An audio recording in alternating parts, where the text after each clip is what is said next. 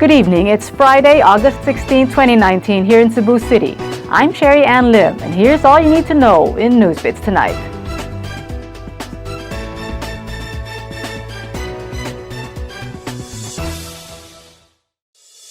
The Talisay City government will conduct clearing operations on the sidewalks in Barangay Tabunok, Talisay City tomorrow.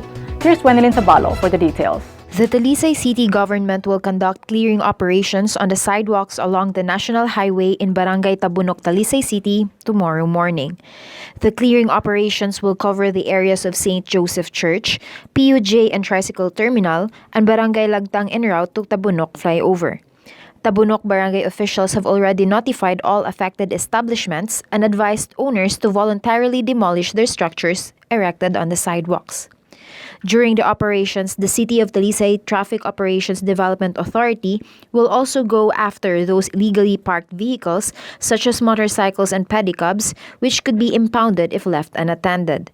The clearing operations, which also aim to declare Tabunok as a discipline zone, is pursuant to the orders of President Rodrigo Duterte to clear and reclaim public roads. The Discipline Zone project is an initiative of Talisay City Police Station supported by the local government. City Toda Operations Chief Jonathan Tumulak said, after they conducted clearing operations in Tabunok Market, they have yet to receive any complaints regarding traffic congestion and illegal vendors in the area. Wenelin Sabalo, NewsBits Tonight. Two fishermen spent hours floating off the waters of Liloan town, Cebu, after big waves battered their motorbanca. Here's Kenneth Torres for the details. Two fishermen who were floating on the sea for 3 hours were rescued off Liloan, Cebu yesterday. The crew of a motor tugboat rescued Edwin Intero and Eliazar Formentira, whose motorbanca capsized after it was battered by big waves. Second engineer Dexter Rios Jan Benolirao, who is part of the tugboat crew, said they were en route to Mandawi City from Ormoc City when they saw the two fishermen asking for help. Benolirao said larger ships were far from the fishermen and no other seafarers noticed Intero and Formentira, adding that the two were shivering when they were rescued. The Philippine Coast Guard has provided assistance to Intero and Formentira, who are now both in safe condition. Kenneth Torres, NewsBits Tonight. A high-value target was killed by two unidentified men on board a motorcycle in Mandawi City yesterday. Here's Jera Librea for the details. An identified high-value target was shot dead by unidentified perpetrators along AC Cortez Street in Barangay Alang-Alang, Mandawi City yesterday. The victim was identified as Joel Monteroso Owano, a resident of Sitio Tinago. Owano was reportedly linked to a known drug personality in Mandawi City named Danilo Olivar. Based on police reports, Danilo was on his way home on board a bicycle when two perpetrators on board a motorcycle shot Owano. Owano sustained a gunshot wound in his body and was brought to a hospital but was declared dead on arrival.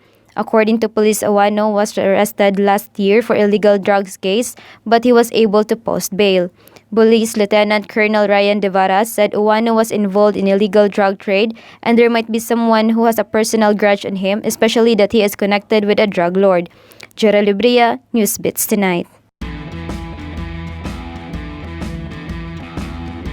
For the latest in sports, here's Kenneth Torres. The Commissioner's Office of the Philippine Basketball Association has penalized San Miguel Beermen forward Arwin Santos after doing a monkey gesture towards Talk and Text Katropa import Terrence Jones last Wednesday, saving himself from possible suspension.